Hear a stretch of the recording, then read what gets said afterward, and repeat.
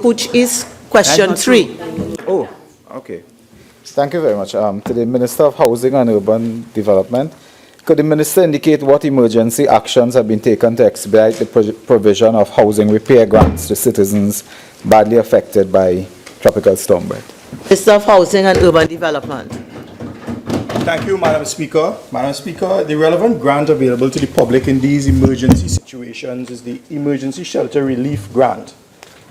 This grant is given to members of the public, applicants, to conduct emergency repairs to housing units.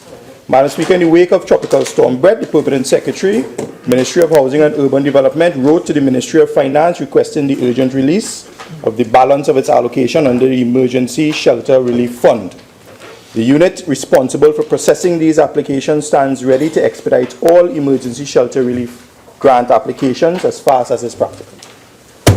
Please supplemental. So, could the Minister of Housing then confirm that at this time you have no money for these emergency grants? Minister of Housing and Urban Development. Madam Speaker, as a responsible government, the usual process is that supporting documents be attached to the request for the relief of funds, Madam Speaker. And when that is done, the releases are then given to the ministry by the Ministry of Finance. Member for Urpuch is supplemental. Thank you very much. Would the Minister agree that a better approach would be to send your ministry staff through the regional corporations to assist residents with filling out their forms for these repair grants, rather than asking marooned residents and flooded people to write you a letter and request? Minister of Housing and Urban Development.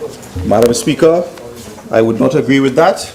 Madam Speaker, there must be some sort of accountability in the whole process.